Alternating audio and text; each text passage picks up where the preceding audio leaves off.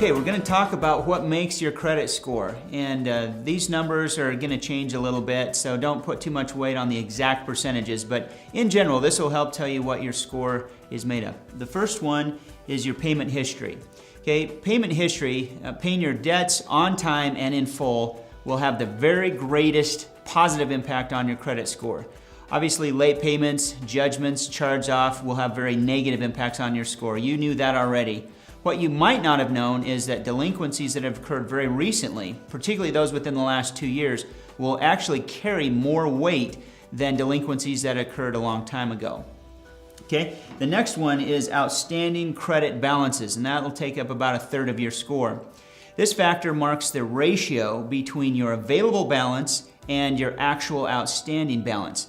Ideally, you'll keep only about a 30% balance or less. And the very best, of course, is just to pay off your balance in full every single month. You never want to go above 50%. So if you have a $1,000 credit limit, just imagine in your mind that you've got a $500 credit limit. Once you go above that 50%, that's actually going to start being very negative. Like I said, ideally you want to keep that closer actually to about 30%. Okay?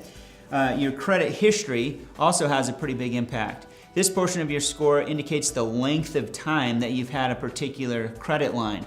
A lot of times people will have a card that they've had for quite a long time and maybe they don't use it or whatever and they'll just close it. That's actually a negative thing to do because that's going to hurt your credit history. A seasoned borrow will always be stronger than brand new credit. Okay? The next one is the type of credit that you have. And in that case, you want a good mix. Auto loans, credit cards, mortgages. A good balance will help raise your score. If you have a really strong concentration in just one kind of credit, for example, you've got a lot of credit cards and no other credit, that will actually be kind of a negative for you. Okay, and the last one is your inquiries. That'll be a smaller percentage, but it'll still have an impact. And what that's measuring is how recently and how frequently you've had inquiries made on your card.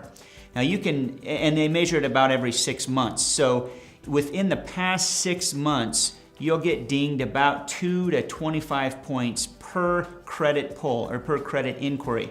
Once you hit 10, it will no longer negatively impact your balance. So your 11th and on in a 6-month period will have no further negative. If you pull your own credit, that does not have a negative impact on your score. Okay, so on a free credit report online or something like that, you don't need to worry that that's going to ding your score. Now, one final note is that your income does not have an impact on your credit score. Research has shown that the #1 factor in whether you're going to pay future credit obligations is your past behavior, not how much money you make.